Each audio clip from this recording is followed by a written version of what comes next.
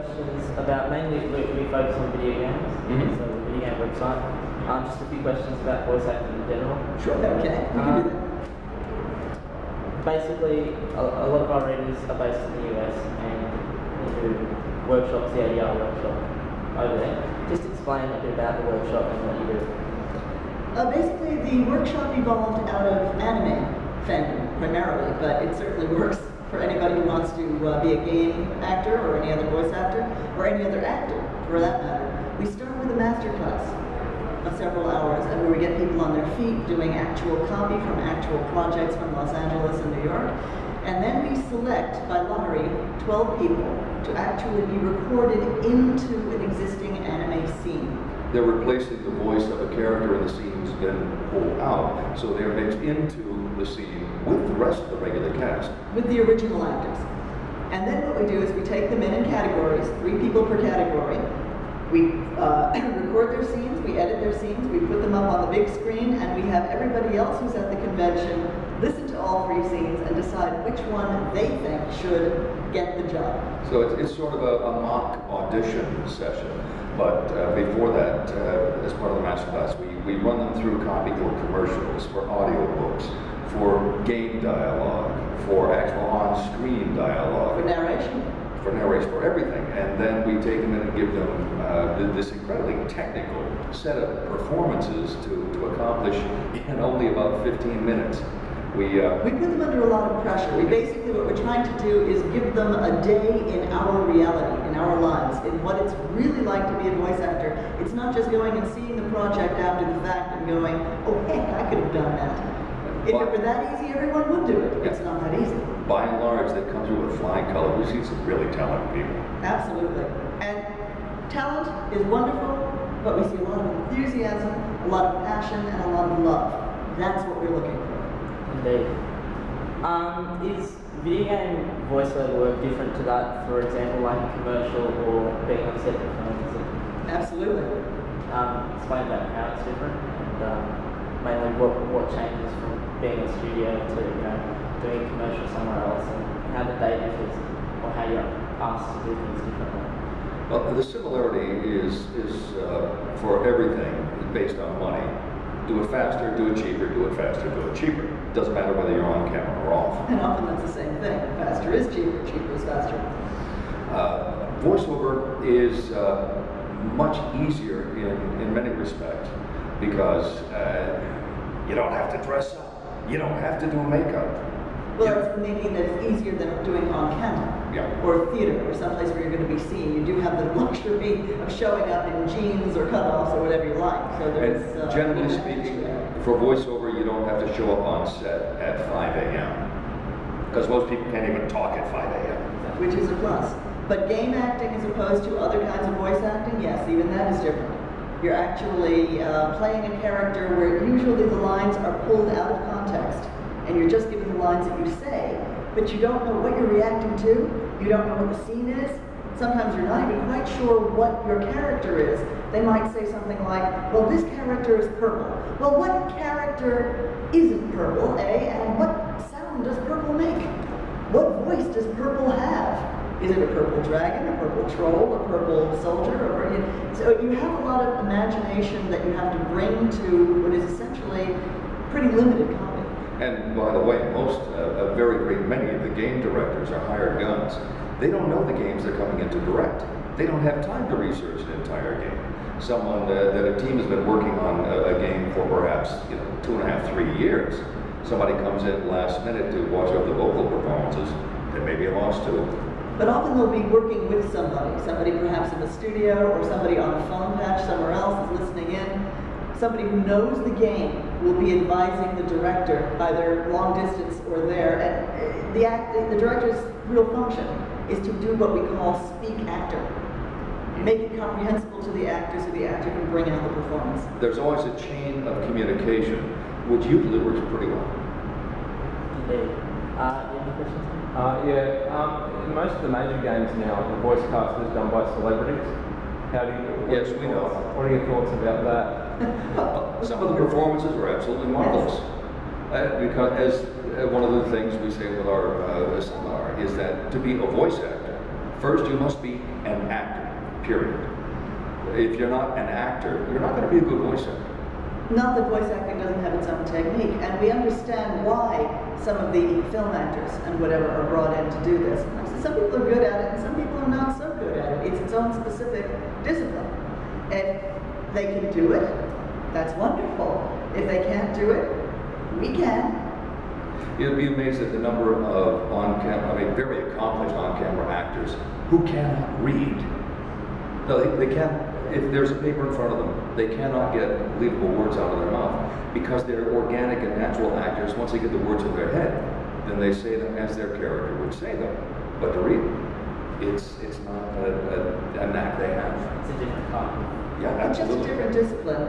This requires a great ability to think on your feet. There's no rehearsal time. There's no time to get comfortable with the character, the situation. Sometimes you don't even know it, even the lines. So you're required to create on the spot, on the fly. And this is something that's not that familiar to a lot of stage and TV, well, TV actors more so, but stage and film actors don't usually have to deal with something that way. They learn. They're getting very good at it. And the technical aspects of doing to voice a game are actually similar to dubbing in that you're dealing quite often with a localized game, where you're putting English dialogue in a game that may be imported from Japan or Germany, is that you've got a time segment for each line. And you're dealing with hundreds of seconds sometimes. I mean, literally. Personally, I think video frames, 30 a second would be sufficient. No. We're dealing with, you've got 6.775 seconds to get this line. No, you were 2/10 long. Okay, sue me. No, it is Highly technical. Highly technical, and the timing and rhythms you need to develop to be able to adjust a performance, keep the same level of achievement, the same level of involvement, except bring it down by 3/10 of a second. And still sound natural. I think you also mentioned, coming back to what you said earlier, you also mentioned at the masterclass yesterday that you're usually in a job, you're at the next one, you're always moving on your feet. And so you explained that when you did World of Warcraft and you obviously the Lich King and you were Queen. And Kieran and various other characters. You had no idea that you were married. Right. Oh, that's the Queen, yes, right, exactly. Well, not the Lich King, he was the King. King Kieran, Queen Angerboda. And Queen Angerboda, and it wasn't for months later until we found out that we were married. Who knew? So the actors don't always have the context. They don't always have the background. We don't have the context, and we're working generally in a room by ourselves, and we're getting our contact with whatever our chain of communication is to our headphones. For aspiring voice actors that are out there, or actors in general, what would you recommend how to get started and get on the path to doing games or doing in that kind of area that they want to do? I think this comes back down to first be an actor. Learn your craft, become an actor. Do it, get on your feet. Try some fan dubs.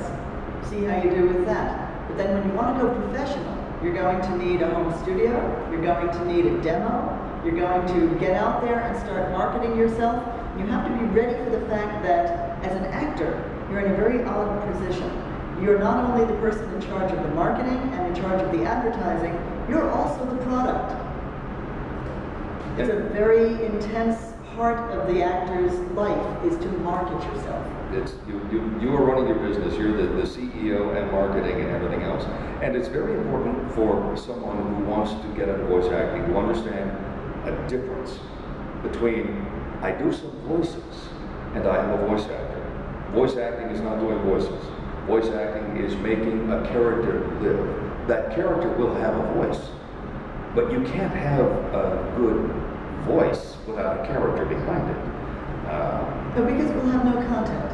As we often say in the master class, if you don't believe it, if you don't see it, if you don't feel it, and if you don't believe it, why should they? Exactly. So there's more than the voices behind it. That's a good point. That's about it. Do you have any more? You've said many times that the best aspect of voice acting is that you're not restricted to what you look like. But with new technologies now in games, it's a facial motion capture and motion capture in general. Does that take away that aspect of it? No, actually it doesn't. It gives us the chance to be a more all-around actor in a circumstance like that, and actually see an on-camera performance. Sorry, I'm losing my voice a bit because I came over on a plane filled with a lot of people who apparently had consumption. But with the facial capture, we can see our performances, but we don't have to put on makeup. I mean, wear a few little sensors, maybe.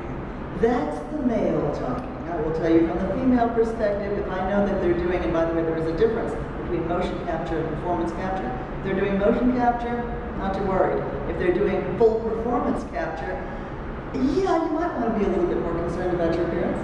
Incidentally, I also work with an equestrian group, and we have done motion capture for games on horses, where they've actually put the sensors all over horses because the artists were having a difficult time making horses look real, jumping, running, people fighting, knights on horseback, that sort of thing. So they're actually also doing that sort of thing with animals. And to my knowledge, the horses did not, in fact, wear makeup. That's a good thing. Yeah. Just for those who may not be familiar with your work, what games have you done? What voices and games have you done? Oh gosh.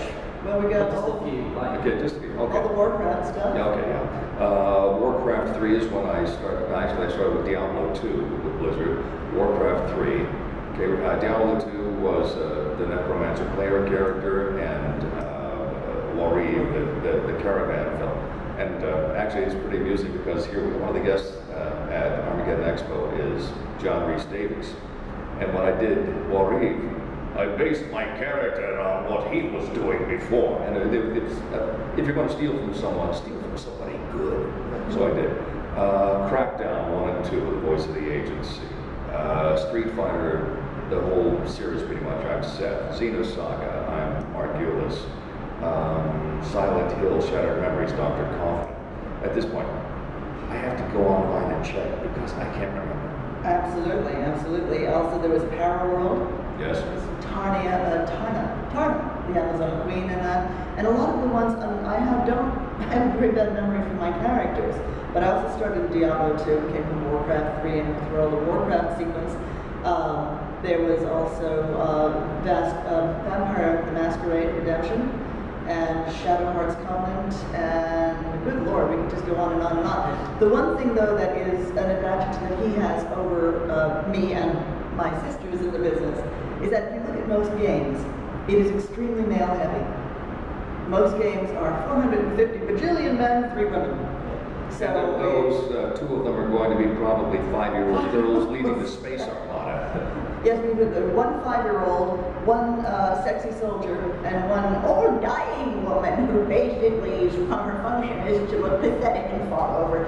So yeah, basically the whole game world being very male-centric, and it's not a criticism, means that the male actor, if you're planning on going into this field, if you're male, you do have a numeric advantage in terms of getting work. Something to keep in mind.